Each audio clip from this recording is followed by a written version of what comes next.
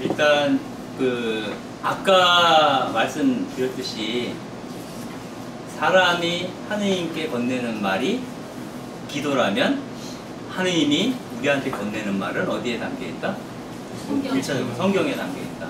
그래서 성경 안에서 특히 이제 예수님이 어떻게 그런 악령, 악마 이렇게 표현하면 악의 건세에 해당되는 그런 세력에 대해서 어떻게 응수하시는가를 보면 예수님이 말씀으로 응수하신다 이런 얘기를 해요.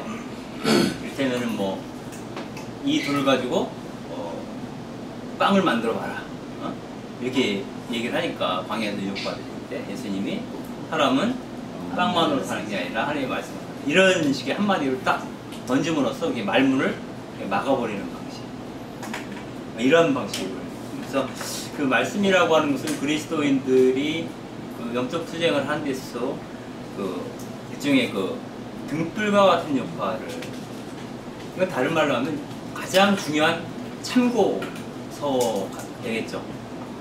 힘들 때 참고 그때 참고할 수 있는 게 1차적으로는 우리에게 글로 주어진 게 이제 성경밖에 없으니까 성경을 참고할 수 있겠다 이런 얘기를 하는 거죠. 그리고 가령 예를 들어서 이 사람 여기 번역에서 보면 슬픔과 근심을 같이 얘기를 해요.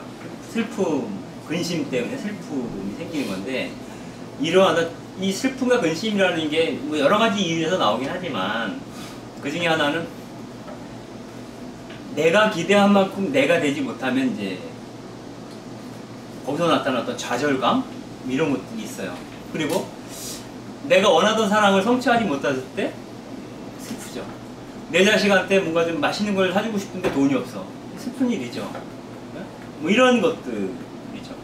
그래서 그 슬픔이든 근심이든 이 모든 것에 시제적으로 얘기하면 이게 과거의 것이라는 거예요. 과거의 어떤 것 때문에 내가 지금 슬픔 상태에 있거나 근심하고 있다라는 거예요. 그래서 이 슬픔의 상태, 근심의 상태, 이 무겁잖아요. 기운이 무겁거든요. 여기에 잠겨 있는 한 어떤 새로운 앞을 향해서 한 걸음 내딛기가 어려워지는 거예요. 그래서 그럴 때는 성경을 보게 되면 옛 것은 지나갔습니다. 보십시오. 새 것이 되었습니다. 누구든지 그리스도 안에 있으면 새로운 피조물이 되기 때문입니다. 이런 얘기들이 이제 바오로서가 안에 나와 있죠. 그리스도 후서에 나와 있는데 이런 거를 보면 보고 뒤를 돌아보지 말고 앞으로 가야겠구나 이런 생각. 예전에 저희가 강의 때도 한번 한 적이 있어요. 마틴 부버의 그 책을 보게 되면 그런 얘기를 해요. 네가 뒤를 바라보고 자기 뒤에 있는 그 그림자를 바라볼 시간에 빛 가운데로 나아가라. 빛 가운데로 나아가다 보면 그림자가 자기는 보이지 않죠. 빛으로 가고 있으니까 그림자가 안 보이지만 자기 눈에 보이지 않아도 내 뒤에 드리워진 그림자가 점점 짧아지고 있죠. 그래서 그 선을 행함으로써 악을 이겨야지 악을 없애려고 하지 마라. 그러니까 어떻게 보면은 여기서 이야기하는 논지랑 약간 다를 수도 있는데 악에 대적하지 말고 선을 행하라. 그러면 내 안에 있는 악이 무력화되죠. 이런 방식. 긍정을 통해서 부정을 해소해 나가는 이런 방식. 그런 생각을 해볼 수 있지 않겠는가 이런 얘기를 하게 되죠. 그리고 그런 근심과 슬픔에 잠겨있을 때 특별히 노래가 주는 힘이 있다 이런 얘기를 해요. 이게 뭐냐면은 수도원에서 기도 시간에 기도할 때 시편 같은 경우는 읽을 때 그냥 이렇게 읽지 않고 운율을 타서 이렇게 노래하듯이 읽잖아요. 우리가 이제 미사 때에도 음성, 층계성 이런 거 들어가죠. 노래거든요. 그러니까 시편의 내용을 이렇게 그냥 읽는 것이 아니라 운율에 담아서 하다 보면 내 안에 고여있던 생기들이 솟아오르게 된다는 거예요. 그래서 노래가 주는 힘 이런 것들을 맛볼 수 있다는 거예요. 근데 더 중요한 것은 그 성경 말씀이 내가 힘들 때마다 성경을 막 찾아서 읽는 거는 사실 이렇게 효과적이지 않아요. 그리고 사실 어떻게 보면 조금 위험하기도 해요. 예를 들어서 시험을 너무 못 봤어요. 절망에 빠졌어. 아, 내가 왜 사냐 이런 생각이 막 들어. 그래서 성경에서 시험을 받고자 딱 넘기는데 너는 뭘 모시에 죽으리라 이렇게 나오면 죽으래 소리가 보다 그러고 죽을 수 있는 거예요. 마치 성경을 마치 그 부적처럼 아니면 그 주문처럼 혹은 참서라 도참서라 그러잖아요. 미래를 예언하는 책. 점쟁이처럼 점쟁이가 점을 치듯이 책점을 치듯이 성경을 사용하면 굉장히 위험하죠. 근데 성경을 충분히 이해하고 있지 않으면 그럴 위험성도 있다. 만약에 이 사람이 신학적 기초가 있고 성서에 대한 해맑은 그 지식을 갖고 있으면 그 위험성이 좀 적지만 그냥 단순하게 성경만 있는 사람이라고 한다면 이제 성경을 계속 점치고 있다가 낭패를 볼 수도 있는 거죠. 그죠? 그래서 보다가 죽는 얘기가 거의 복음서에는 뒷부분에 나오니까 앞부분만 자꾸 이렇게 들어있어요. 뒤에 뭐 유다가 목내서 죽었다라든지 이런 얘기, 예수님이 죽을 수도 있고, 그러니까 죽는 얘기를 피하고 싶어서. 근데 문제는 이제 사복음서가 마르코복음은 짧고 마태복음은 좀 길고 루카복음은 좀 길고 이러는데 뒤쪽이다라고 딱 했는데 다른 복음서 앞일 수도 있어. 아니 앞이라고 생각해서 넘겼는데 다른 복음서 뒤쪽일 수도 있겠죠. 근데 아무튼간에 그거는 위험하다. 그래서 그 성경 안에서 정말 우리에게 힘이 되어주는 구절이 있다면, 이를테면 뭐 나는 너를 독수리 날개에 태워서 원하는 곳으로 실어달 것이다 라든가 뭐 이런 것도 뭐 아무리 달려도 지치지 아니하고 아무리 고단해도 뭐 이런 식의 내용들 쭉 보다 보면 시편이나 이사야서는 이런 좋은 내용들이 있어요. 그런 것들을 딱 찍어가지고 계속 음성하다 보면은 그게 자기 안에 그 말씀이 살아서 박힐 수도 있다라는 거예요. 그래서 그 그리스도를 호흡처럼 느끼기 위해서는 성경의 어떤 말씀이 살과 피가 되도록 내 행동에 각인될 때까지 그 말을 지속적으로 반복하라 라는 얘기를 합니다. 그 르페르트가 이런 얘기를 하죠. 그래서 우리의 영혼에 거듭 되풀이하여 긍정적인 말씀을 보내는 것이 필요하다. 이것의 목적은 싸구려 자기 체면을 하거나 애써 긍정적으로 생각하는 게 아니라 성경 말씀을 반복함으로써 우리 영혼과 생명 안에 있는 하느님의 현존을 상기시키게 하는 것이다. 이렇게 얘기합니다. 그리고 그 성경에 긴 구절도 있지만 아까도 말씀드렸듯이 아주 짧은 구절, 예를 들어 시편에 나오는 하느님 어서 저를 구하소서, 주님 어서 저를 도우소서, 이런 얘기는 이제 반복적이기 때문에 외우기도 쉽죠. 이 말을 계속 반복함으로써 내가 그분의 현존 안에 있음을 내가 나 자신에게 상기시키는 거예요.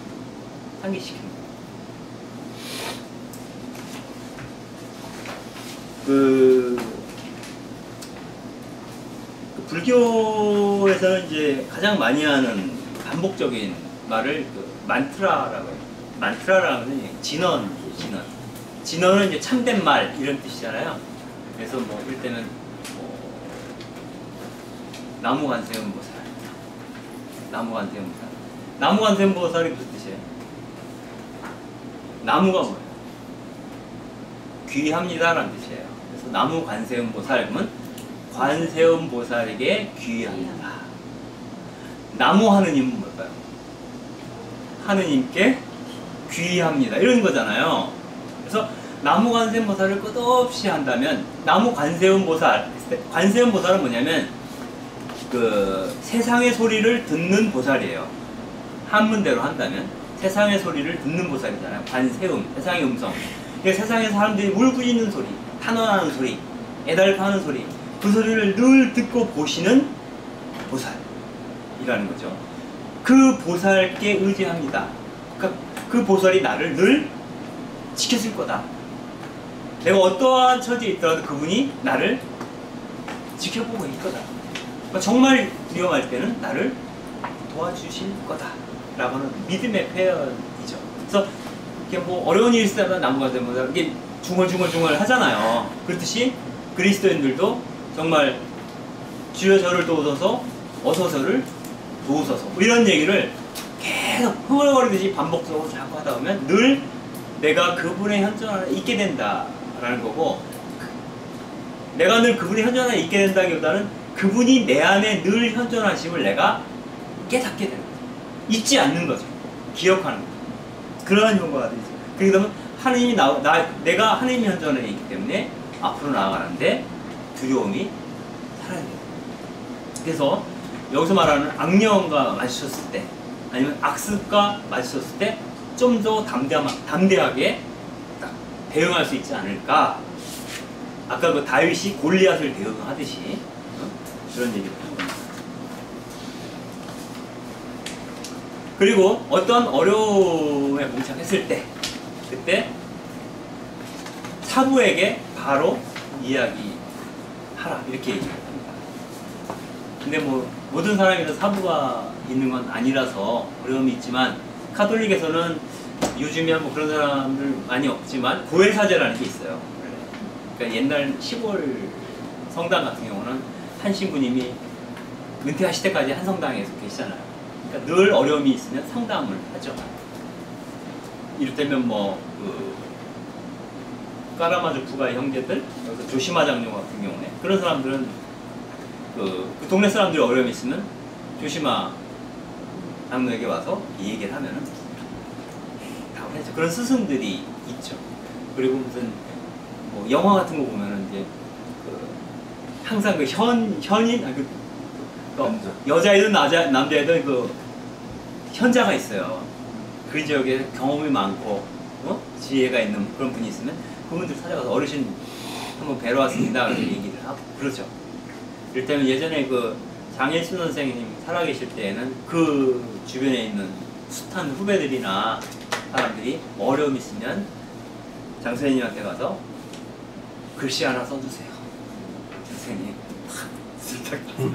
자 그걸 하나 써주고 가지고 그걸 보면서 마음을 다스리거나 또 한 말씀 주시면 그 새겨서 이렇게 그게 그런 거였군 이렇게 생각할 수 있잖아요. 그래서 늘 자기 안에 있는 어려움을 자기 안에 품고만 있지 말고 터설하라는 건데, 사부가 없다면 주변에 좋은 친구가 있을 수도 있겠죠. 여기서는 주로 수도자들을 대상으로 쓴 글이기 때문에 그 수도원에 있는 형제들 혹은 자매들과 공개적으로 그런 얘기를 나누기를 요구해요. 사실은. 그래서 자기 안에 있는 어두움이 공개됨으로 인해서 객관화돼요. 그래서 주관적인 판단에 휘둘리지 않게 돼요. 그래서 엉뚱한 선택을 하지 않게끔 막아내는 힘이 된다는 거죠. 그래서 아까도 앞에서 얘기를 했는데 영적 성장이나 영적 여정에서는 스승이 필요하다. 안내자가 필요하다. 이런 얘기를 했잖아요. 그래서 우리가 살면서 여러분들도 아마 안내자에 해당되는 사람이 있을 거예요. 예를 들면 지난번에 그 일꾼 세미나에서 그 얘기 한번 했었죠. 뭐였지? 자기가 존경하는 사람이었나? 이름 쭉 썼잖아요. 뭐였지? 그? 독립망명정부. 내각을 구성하는 내 마음의 망명정부를 세우게 되면 내각을 구성할 때 어떤 사람을 내각으로 삼을 건가? 그래가지고 이제 막 이미 돌아가신 분들 중에서 막 골라오고 막 그 중에서 이를테면 헨리 데이비스 소로우를 환경부 장관으로 시킬 수도 있겠죠. 아무튼 그런 식으로 이제 해서 자기 마음의 중심을 잡는데 도움을 주는 조력자들을 갖는 건데, 생존해 있는 사람들도 있고 또 예전에 쓴 어떤 사람이 쓴 책이 그런 역할을, 안내자 역할을 하는 경우도 있죠. 그래서 아무튼간에 그런 게 있는데 파커 파머 같은 경우 실내 서클을 상환했던 파커 파머 같은 경우는 그 교사는 내면에 있다. 내면의 교사라고 얘기를 해요. 그래서 내 안에 그 교사가 있다라고 해요. 그래서 자기 안에 어떤 있는 교사들의 음성을 들으려고 노력해야 된다. 이렇게 얘기를 하는 하는데, 어쨌거나 사부에게 말하라. 그리고 그런 문제들을 잘 다루기 위해서는 동료들과 자신의 상처를 공개적으로 나누어라. 이런 얘기에서 어차피 우리가 이런 여정들을 갈 때 그래서 동료가 필요해요. 그걸 뭐 공동체라고 볼 수도 있지만 지금 여기에 모여있는 분들이 그런 역할을 서로에게 좀 더 친해지고 서로를 좀 더 알게 되면 아마 서로가 서로에게 그러한 형제이고 자매 역할을 해줄 수도 있지 않을까 그런 생각을 해봅니다. 그리고 그 우리가 영적 투쟁을 할 때 굳이 이악 물고 할 필요는 없다. 저 사탄의 세력을 이악 물고 쳐부수리라 그렇게 하는 것은 그만큼 내가 취약하다는 거예요. 취약하다고 하는 거예요. 우리가 겁 많은 개가 짖는다 그러잖아요. 그죠?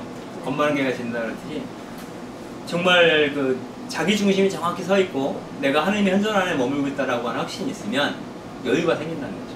그래서 좀 시끄럽게 대적하지 않고 고요히 대응하게 된다라는 거예요. 그래서 어떤 만성적인 유혹이나 어떤 어려움, 도전을 받았을 때 그렇게 얘기하는 거죠. 오늘은 네가 나를 꼬시긴 틀렸어. 오늘은 내가 너보다 더 똑똑한 것 같아. 라고 말할 수도 있다는 거예요. 어떤 그 욕심이나 어떤 유혹이 생길 때마다 그러니까 자기가 자기한테 하는 얘기예요. 자기 안에 자기를 들쑤시고 있는 그 욕망에 대해서 됐어 그만해 그걸 안 돼 뭐 이런 식으로 이제 잘 아는 것처럼 내 욕망을 내가 사실 잘 알잖아. 내가 너 아는데 오늘은 여기까지 이렇게 하고 딱 끊을 수도 있거든요. 그래서 여유 있게 대처하는 것 거기에 유머가 필요하다. 그러니까 영적 여정에도 유머가 필요하다. 그리고 어떤 유혹이 발생할 때 그 유혹에 대해서 이렇게 질문할 수 있어야 된다. 넌 누구니? 넌 어디서 왔니? 내가 뭐 화가 나. 그러면 내가 지금 화가 나는 것 같은데 이 화는 어디서 왔지? 뭐라고 이름을 붙일까? 이렇게 장난하는 거예요, 얘랑. 그러면 이 화라는 게 자기 안에서 자기가 갖고 조율할 수 있게 되는 거죠. 그래서 이걸 너무 무겁게 생각하지 마라. 그래서 그 어떤 그 여정을 걸어갈 때 너무 이악 물고 해야 된다는 식으로 하면 이가 부러질 수도 있어요. 그리고 또 하나 그 기도하는 몸이라는 제목이 있는데요. 하느님은 생각으로는 접속할 수 없다. 즉 하느님을 생각만으로는 하느님을 만날 수 없다. 라는 얘기예요. 그래서 우리가 자주 기도를 해야 되는데 그래서 그 머리에서 가슴까지의 거리가 제일 멀다고 얘기를 하잖아요. 제일 힘들다고 얘기를 하는데 그 머리에서 우리가 하나님에 대한 상념이 있지만 그것이 마음으로 느껴지기는 쉽지 않다. 그래서 그걸 가능케 촉발시키는 매개 역할을 하는 것 중에 하나가 기도라는 거예요. 근데 기도도 앉아서 하나님에 대해서 관상하는 거 보다는 몸을 움직여가면서 하는 게 더 낫다. 그래서 그 내가 하는 기도의 언어들이 내 몸속에 각인되네. 네? 그러니까 이를테면 주는 찬미 받으소서 할 때 앉아서 주는 찬미 받으소서 이렇게 하지 않고 벌떡 일어나서 주는 찬미 받으소서라고 하면 손을 들 때마다 이 사람은 말을 하지 않아도 주는 찬미 받으소서라고 얘기하는 것과 똑같은 반복적으로 하다 보면 그죠? 그리고 어쩌다가 가슴에 손이 얹혀지면 아 그분이 이 안에 계시지 라고 느낄 수도 있죠. 그래서 이 몸을 통한 기도 여러분들이 그 지난번에 그 절명상 한 적이 있죠. 그래서 때로는 하나님께 정말 기대고 싶고 자기를 놓고 싶을 때는 기도하다가 중간에 바닥에 쫙 엎드려가지고 기도를 할 수도 있다는 거예요. 그래서 앉아서 하는 기도와 엎드려서 하는 기도와 서서 하는 기도와 손을 들고 하는 기도와 모으고 하는 기도가 다 다르다는 거예요.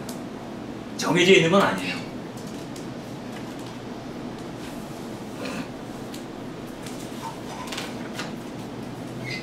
그래서 결국에 가서는 몸이 기도하게 만드는 게 중요하다. 그래서 그 수도원에서는 이제 그런 게 한다고 해요.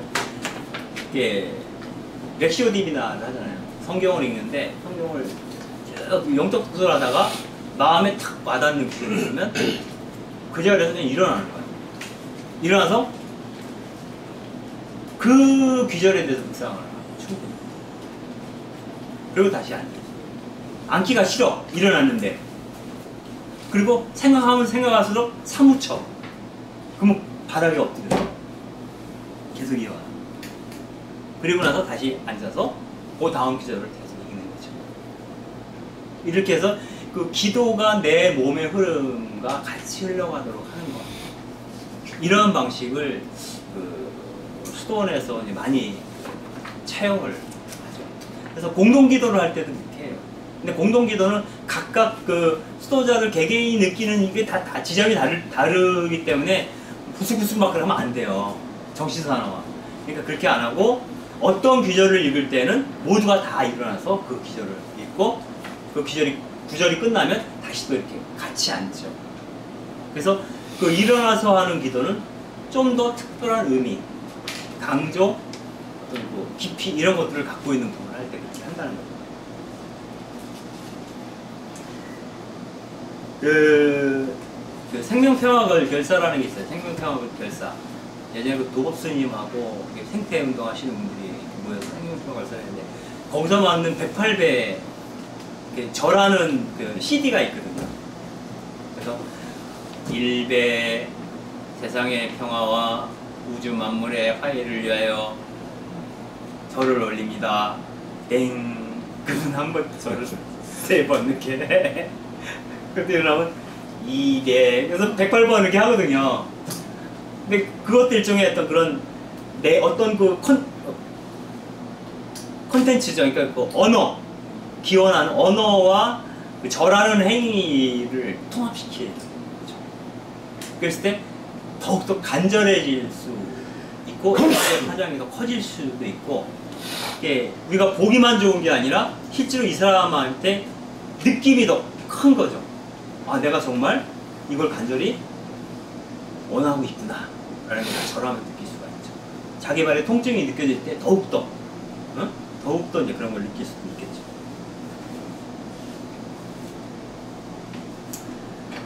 그리고 또 한 가지 팁으로 이제 일어나기야 깨어나기 이렇게 있는데 아침에 하루 일을 시작할 때 아니면 아침에 눈을 떴을 때 한마디 기도를 하는 거에 대한 얘기를 하는 거예요. 이를테면 수도자들 같은 경우에는 아침에 일어나서 딱 눈을 뜨면 제일 먼저 주여 내 입시를 열어주소서 이렇게 기도를 한다고 하네.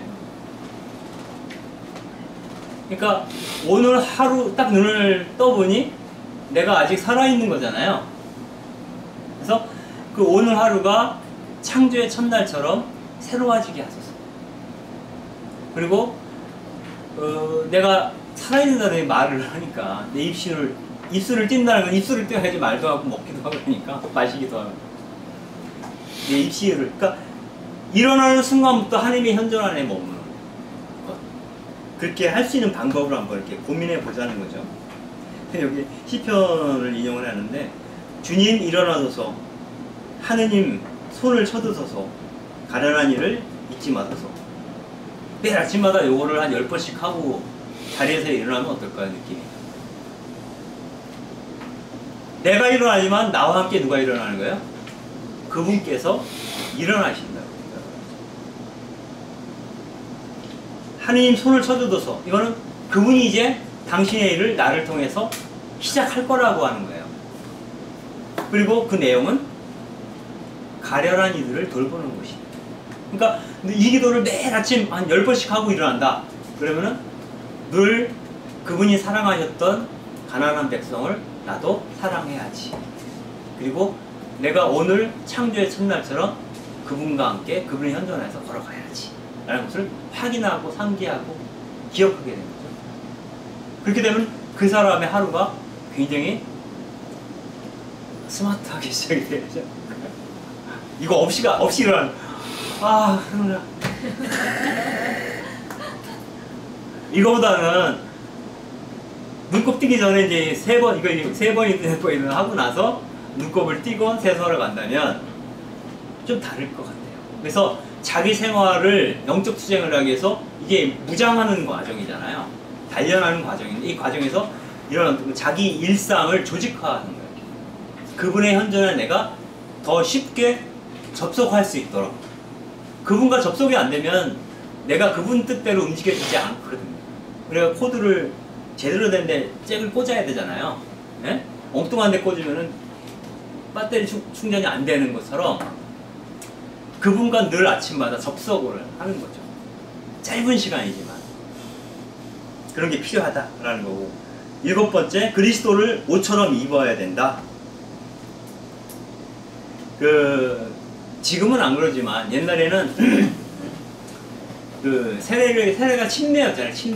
침례라는 건 뭐냐면 고대 유적지 같은 데 가면은 이렇게 계단을 타고 내서 이렇게 세례터가 있어요. 그럼 거기 들어가서 이제 온몸을 다 담궜다가 빼잖아요.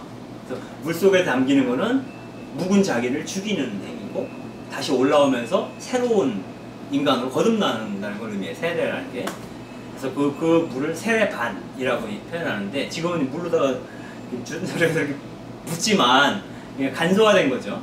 원래는 잠긴 건데, 그래서 이렇게 세례를 받고 올라오면 마치 목욕탕에서 목욕하고 나서 가운을 입듯이 흰색 옷을 입혀준다. 세례자한테. 그러면 그 세례자는 흰색 옷을 입고 일주일 동안은 이제 그 옷을 입고 지낸다. 그게 뭐냐면 흰색 옷인데, 이게 흰색이라는 게 뭐냐면 빛의 갑옷을 입는 거예요. 빛의 갑옷. 여러분들 빛은 색이 있을까요? 없을까요? 빛은 무슨 색이에요? 7가지. 오, 너무 똑똑하시다.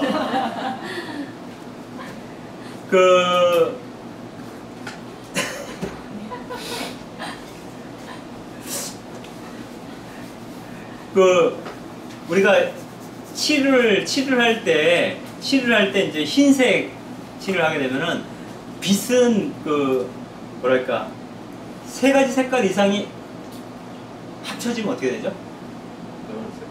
하얀색이 돼요. 3가지 색이, 빛은 세 가지. 근데 색깔은 크레파스를 칠할 때 3가지 색이 합쳐지면 어떻게 돼요? 깜장색이 돼요. 정반대. 그래서 흰색은 빛의 컬러, 그러니까 색깔로 표현할 때는 흰색이 빛을 상징을 하죠. 그래서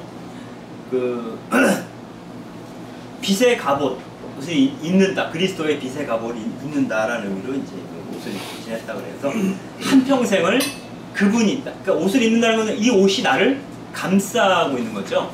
그래서 내가 이 옷을 입은 것처럼 그분께서 나를 평생 감싸 주시기를 이렇게 기원하는 것이죠. 그분의 빛 가운데로 이제 걸어가겠다는 것을 드러내는 거죠. 그래서 우리가 수도에 입회하게 되면은 수도복을 입는다거나, 사제가 되면 사제복을 입는다거나 등등 이런 것들이 있죠. 그리고 지금 우리가 세례 받을 때 요즘 어떻게 해요? 머리수건, 남자들도 머리수건 이렇게 해주죠.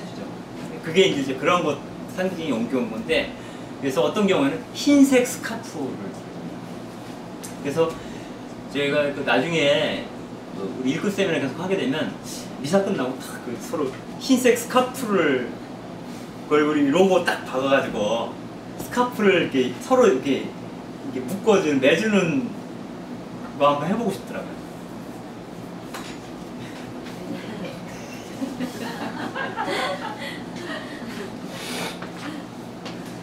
그래서 그리스도를 입는다는 것은 계속 얘기하는 거죠. 하나님의 무기로 무장했다는 뜻이다. 근데 여기서 이 글이 너무 멋있더라고요. 나는 로리카라는 기도가 있는데, 이게 로리카라는 말은 로마 군대가 입는 갑옷이래요. 갑옷을 로리카라고 말한다는데, 이 로리카 기도는 영적 전투를 치를 때 필요한 보호와 능력을 하나님께 광고하는 그런 기도예요. 이거 같이 한번 읽어볼까요? 그리스도 나와 함께, 그리스도 내 앞에, 그리스도 내 뒤에, 그리스도 내 안에, 그리스도 내 안에, 그리스도 내 위에, 그리스도 내 오른쪽에, 그리스도 내 왼쪽에 그리스도 내가 누워있는 곳에 그리스도 내가 앉아있는 곳에 그리스도 내가 일어나는 곳에 그리스도 나를 기억하는 사람들 하나님의 말씀 속에 그리스도 나에게 말을 하는 사람들 하나님의 속에 그리스도 나를 보는 사람들 하나님의 속에 그리스도 나의 말을 듣는 사람들 하나님의 속에. 이거 어디 벽에다가 써서 붙여놓으면 좋을 것 같아요. 그죠? 나도 여기 이 책에서 처음 봤는데 너무 멋있어요. 앞에 기도는 나에 대한 거고 뒤에 기도는 나를 둘러싸고 있는 세계까지 그리스도께서 현존하심을 기원하는, 바라는 기도입니다. 그래서 이거 잠자는 침상 위에 딱 붙여놓으면 되게 좋을 것 같아요. 나중에 제가 캘리그래피 열심히 해가지고 이거 한번 써보고 싶어요. 다 쓰면 복사해서 나한테. 그리스도는 모든 곳에 현존하며 나뿐 아니라 내 주위의 형제 자매에게로 확장된다. 그리고 8번째, 스승인 규칙에 대한 건데, 자기의 공간과 시간을 구획해서 내가 하나님의 현존을 더 쉽게, 더 체계적으로 느낄 수 있도록 자기가 자기 일상을 배려해야 된다. 이런 의미로 얘기를 하는 것 같아요. 안 그러면 우리가 사는 게 이제 매일 똑같잖아요. 쳇바퀴 돌듯이 아침에 일어나 밥 먹고, 아니면 밥 걸르고 뛰어가지고 전철 타가지고 출근해서, 이 쳇바퀴 같은 일상 속에서 사실은 자기의 삶을 생생하게 느끼는 게 되게 어려워요. 저는 이제 좀 다른 얘기일 수도 있겠지만 여름보다는 겨울을 좋아하거든요. 왜 여름보다 겨울을 좋아하냐면 겨울이 오기를 지금 갈망하고 있어요. 빨리 가을이 오고 빨리 겨울이 와야지. 왜냐면 겨울이 되면 내가 나를 아주 더 쉽게 느낄 수가 있어요. 여름에 자기 체온 느껴지면 어때요? 짜증나는 거예요. 겨울에는 외투를 입고 있다가 자기 외투 속으로 꺼내고 있어서 이렇게 집어넣었다가 자기 체온이 느껴지죠. 와, 내 몸이 이렇게 따뜻하구나. 내 몸을 이렇게 감지하잖아요. 그래서 내가 아직 살아있음에 대해서 느끼게 해준다라는 그런 측면에서 되게 겨울이 저는 좋죠. 내가 나의 체온을 느낄 수 있다는 것 때문에. 여기 신석정 씨가 쓴 들길에 서서라는, 제가 중학교 때 좋아하던 시인데 써놨어요. 그러니까 자기 일이나 당장에 처리해야 될 어떤 사안들이 있어요. 우리는 항상 뭔가 할 일들이 있잖아요.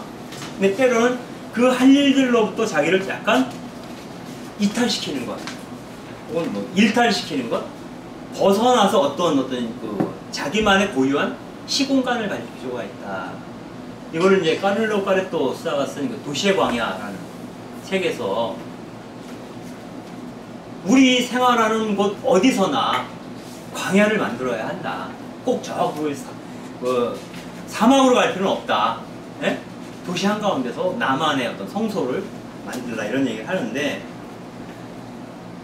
그래서 어떤 일을 아무리 바쁜 일이 있더라도 즉시 중단하고 잠깐 돌아보는 시간을 가지는 거예요. 이건 어디서 나온 얘기냐면, 수도원에서 보통 8번 정도 기도를 해요. 그래서 막 일을 하다가 기도 시간을 알리는 종이 땅 울리면 자기가 지금 무엇을 하고 있었던 간에 무조건 손을 딱 놓고 기도하는 공간으로 이동하거나 혹은 그 자리에 서서 기도를 하는 거예요. 여러분들 혹시 정무문을 창도한 사람이 누구죠? 정무문. 이소룡? 이소룡이잖아요. 이소룡. 이소룡의 스승이 누구죠? 이소룡가? 곽원갑이라는 사람이에요. 곽원갑이라는 분, 무술인이거든요. 그 사람이 이소룡의 스승인데, 이 곽원갑에 대한 영화가 두 편인가 지금 나와 있어요. 근데 그 과거가 그 제목이 뭐였더라? 내가 그 피정하면서도 막 그 영화 보여주게 했어. 너무 좋아. 근데 이 사람이 어떤 원한 때문에 그 링에서 상대를 죽여요. 어? 그러니까 그 누굴 죽여요. 그래서 이제 그 이후에 황폐화돼요. 이게. 그래서 막 헤매다가 흘러 어디로 가는 어떤 그 오지의 소수 부족, 소수 민족 있죠. 한 동네를 흘러가게 돼요. 거기서 이제 상처를 치료받는데 그 사람들 같이 농사를 짓는 거예요. 근데 오지에는 그 다랑이 논이죠. 쫙 그 다랑이 논, 계단식 다랑이 논인데 거기서 막 모를 심다가 사람들이 그 바람이 그 둘레 그 대나무 숲이 많아요. 바람이 확 불면 대나무 숲이 쫙 소리를 내요. 그러면 다 허리를 펴고 팔을 벌리고 바람을 느껴요. 농부들이 한참. 그리고 나서 다시 또 뭐를 해요. 그다음 좀 있으면 또 다 일어나서 바람을 느끼고 이걸 하는 거예요. 그러니까 이 안에서 이제 치유가 돼요. 그래서 그 사람이 아주 뭐랄까. 네, 그런 무술 영화를 되게 좋아해요, 개인적으로. 네, 그런 어떤 그런 철학적인 그런 게 있어요. 그거죠. 이제 일을 하다가도 어느 순간 스톱하고 어떤 기운을 느끼는 시간들이 필요하다. 이런 얘기를 하는 거예요. 그래서 그냥 참고 삼아 신석정의 그 들길에 서서라는 시를 한번 읽어보겠습니다. 푸른 산이 심구름을 지니고 살듯 내 머리 위에는 항상 푸른 하늘이 있다. 하늘을 향하고 살림처럼 두 팔을 드러낼 수 있는 것이 얼마나 숭고한 일이냐. 두 다리는 비록 연약하지만 젊은 산맥으로 삼고 부절히 움직인다는 둥근 지구를 밟았거니 푸른 산처럼 든든하게 지구를 디디고 사는 것은 얼마나 기쁜 일이냐. 뼈에 저리도록 생활은 슬퍼도 좋다. 저문 들길에 서서 푸른 별을 바라보자. 푸른 별을 바라보는 것은 하늘 아래 사는 거룩한 나의 일과 이거다. 라는 시. 좋죠.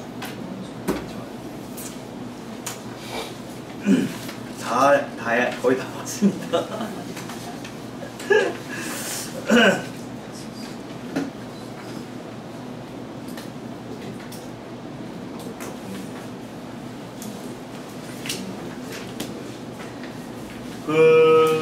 성 베네딕토는 성규, 즉 수도의 규칙 72장에서 어떻게 우리가 그 숭고한 사랑을 일상 속에서 실천할 수 있을까 이런 고민을 하면서 얘기를 해요.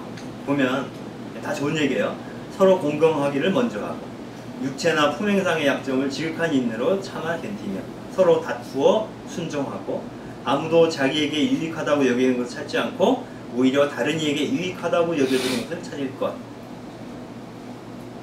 그리고 사랑으로 하느님을 두려워하고 절대로 아무것도 그리스도보다 선호하지 않는 것.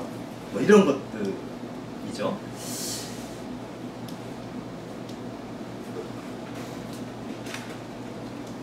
이런 얘기도 해요. 사랑이 지극히 열렬해지면 그 사랑은 마치 저절로인 듯 마치 좋은 습관처럼 다른 사람에게로 넘쳐오르고 이 그리스도에 대한 사랑으로 심지어 원수를 위해 기도할 수도 있게 된다.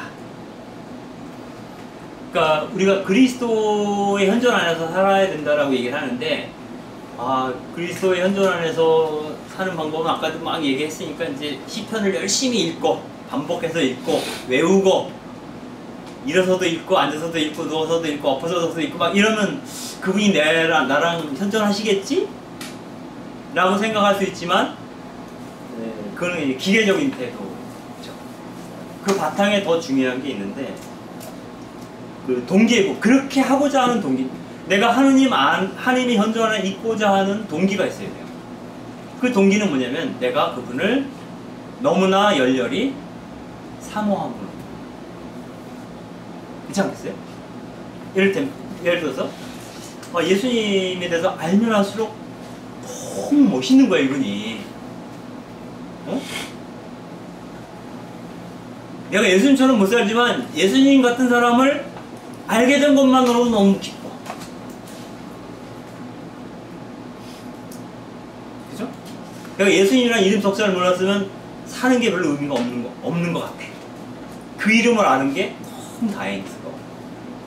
그러면 이제 그 사람에 대한 존경, 그 사람에 대한 어떤 열렬한 사랑, 이런 게 생기는 거잖아요. 그래서 그 사람을 임이라고 부르게 되는 거예요. 임. 저는 사실 주님이라는 말을 되게 별로 안 좋아해요. 사실 개인적으로. 주님 그럼 굉장히 그 봉건적인 냄새가 너무 많이 나요. 임이죠, 임. 지금 예수님이 나의 임금님이께 사랑하는 게 아니라 자꾸 우리가 예수님이나 그리스도를 임금님이라고 생각하는 이유는 뭐냐면 시편 때문이야. 솔로몬이 그 시편 하면서 하나님은 임금님이라고 자꾸 얘기를 해. 왜 임금님이라고 자꾸 얘기해? 자기가 임금이거든. 그러니까 사람들이 하느님 보듯이 나를 보라는 얘기야. 그럴 것 같아, 안 그럴 것 같아? 그런 게 있어요. 그런 왕정 이데올로기가 있는 거예요, 그 안에는. 또 이제 좋게 해석하자면 더 좋게 해석하지만 또 약간 삐딱한 눈으로 보면 그런 게 있거든요. 그래서 현대적 관점에서 본다면 그냥 그분이 하시는 말씀이라면 무조건 엎어지고 싶어. 왜? 내가 너를 너무 사랑하였으므로. 이런 거 있잖아요. 한영훈의 그 시에 나오는 거죠. 나는 복종을 더 좋아하여요. 뭐 이런 소리 하는 거 있잖아요. 그런 식의 어떤 복종심이어야 하고, 그 복종심은 기꺼이 자발적인 것이기 때문에 그 대상은 내 주인이어서가 아니라 내 임이기 때문입니다. 그렇잖아. 그래서 그분을 임이라고 느껴지면 그 마음이 열렬해지면 그분의 현존을 그분과 늘 같이 있고 싶어 하는 거죠. 그래서 같이 있고 싶어 하는데 막 살다 보면 자꾸 까먹어. 그리고 허해져, 마음이.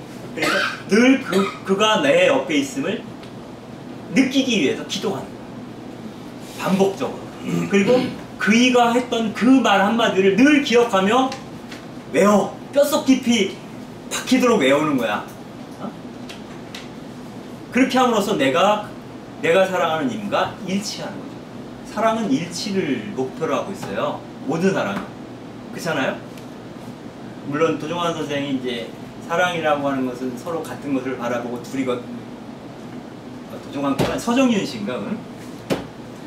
그런 거라고 하는데 기본적으로 사랑은 어떤 그 합일로 향하는 기운이에요. 그죠? 그래서 우리가 하느님을 사랑한다는 것은 하느님과 일치하고 싶어요. 그분 안에 함몰되고 싶어요 라는 거고, 예수님과 일치하고 싶다는 것은 그분의 사랑 안에 내가 퐁당 빠지고 싶어요. 포린인 그런 거죠.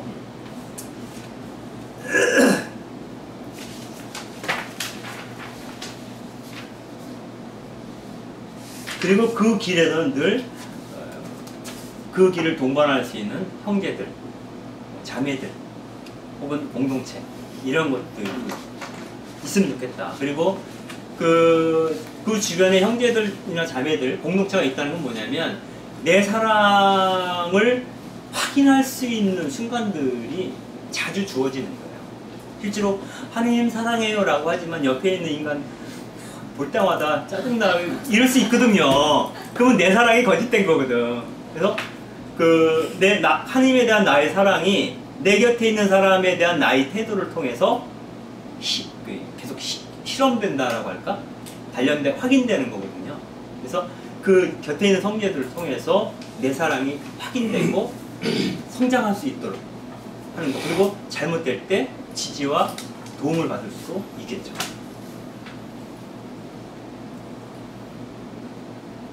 그래서 그 형제들 같이 살면서 요새 이런 얘기를 할 테니까, 누가 장차 거룩한 주님의 그 거룩한 산과 그 장막에서 살게 될 것인가 라고 물으면서 어떤 사람이냐, 이거는 이제 혼자 살 때는 모르는 거고 형제들과 같이 있어야만이 확인되는 것이죠.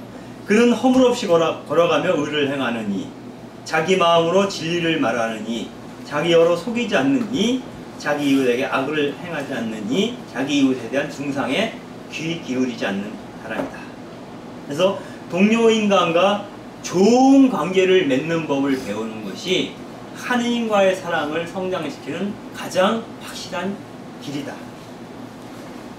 왜냐하면 집이라고 하는 것은 허공에 지을 수 없고 땅의 기초에서 세워야 되는데 그 땅, 이 기초에 해당되는 게 바로 내가 지금 만나고 있는 그 형제들이라고 하는 거예요.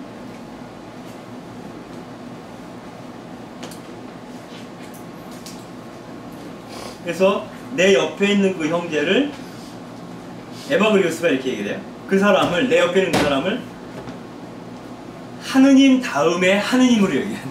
그렇게 말이 좀 약간 역설적인 말이에요. 내 앞에 있는 그 형제를 하느님 다음 하느님으로 여겨야 한다. 그러면 이제 그를 바라보는 내 태도가 달라지겠죠. 하느님이 모든 인간 하나하나 안에 사신다는 것, 그분을 거기서 만나야 한다는 것을 깨닫지 못한 사람은 그분을 알 도리가 없다.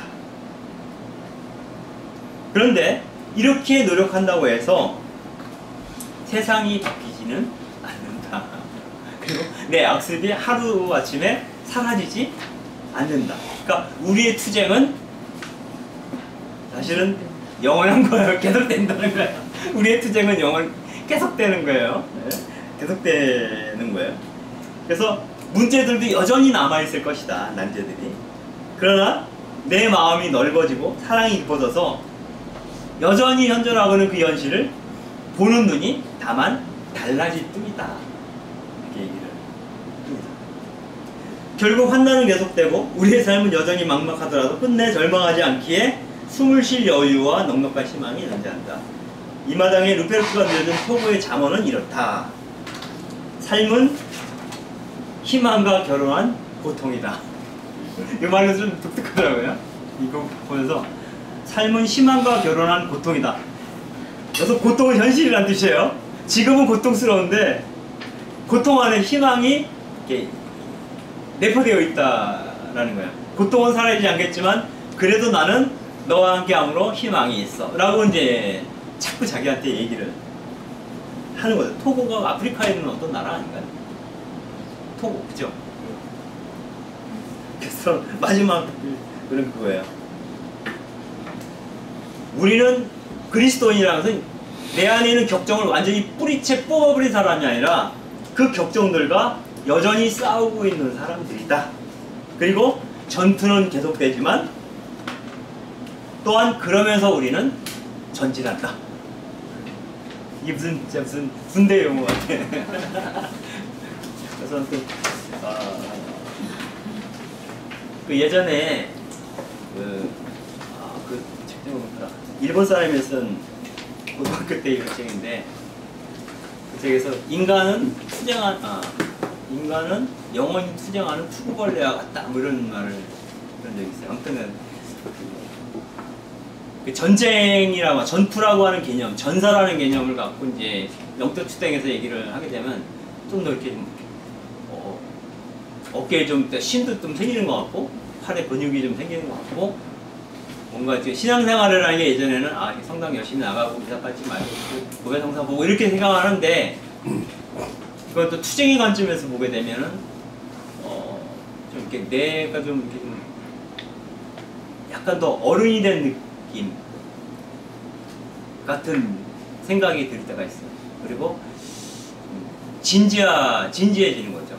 자기 삶에 대해서 진지해지고 신앙에 대해서도 그런 것 같아요. 일단 강의는 여기까지 하겠습니다. 10분 정도 쉬겠습니다. 10분 정도 쉬고 오늘은